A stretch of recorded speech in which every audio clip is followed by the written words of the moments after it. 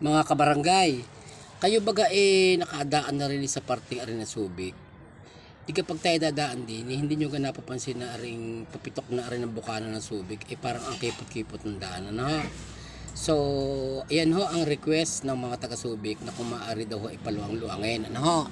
So, binigyan tugon ng ating kagalang-galang na Kapitan Art Lirio sa pangunguna ni Konsehal Jerry at Konsehal Willie Oprin. Ang daang ito ay mapaluang-luang naman ng kaunti. Ayan, kaya ngayong umagang ito mga kabarangay ay ipinapuputol na ng ating sanggunian ang kakawating ito at pinahuhukay na sa pakikipag-ugnayan din ho ng may-ari at kailangan ho yan mahukay at yan yung parting iyan ng mahuhukayan ay lalagyan na ho ng bakod na bato. Yan, kaya simintuhan ho yan para i-adjust ho yan. Yan kakawati hong iyan, yan ho ang nagbibigay sa gabal para malagyan ng bakod yan. So pag mahuhukay ho yan sa lalo madaling panahon, ay iyan ho ay luluang-luang ang daan. Dahil napakakipot ho ng kung bagay to the right tayo dyan sa may parting ng bukana ng Subic. So mas maganda ho kung iyan imahuhukay ay talagang malalagyan ho ng bakod na bato. Ayan. Yan, kasalukuyan ng hinuhukay ng ating functionaries ang kakawating iyan na matagal sa tagal-tagal na rin ho ng panahon at maaring yun antik na yung anong iyan. Ang sanga ho na pinutol diyan ay di mga pwede hong gawing itulos ng balag, pwede hong gawing maraming paggagamitan. Kaya laang ho ay igagatong daw ho ng may-ari at hindi natin pwedeng hingin. Kaya yan ho ay puputulin at huhukayin na nga, hinuhukay na sa kasalukuyan.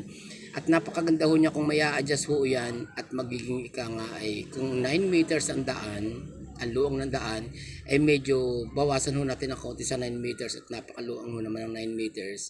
Ay tamang-tama ho diyan ang mga kahit 5 meters lang na may a-adjust yan or 4 meters na may a-adjust yan. 5 meters exactly na kailangan natin diyan. No?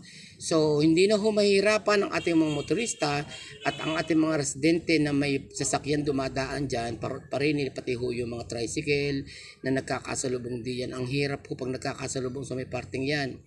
So, kung iyan ho ay malalagyan ng mapapaluang na konti ang daan at malalagyan ng bakod, ay di maalwan ho ang pagpitok. Hindi ho yung nasukal din sa pagpitok na iyan na minsan ay lalo na pag tag-ulan ay ang mga bagin ay sibulan diyan. Kung yung malalagyan ho ng bakod, hindi malinis ho ang daang iyan papunta doon sa Subic at yan ho sa may bukana pa ay madali nyo ang pagputok.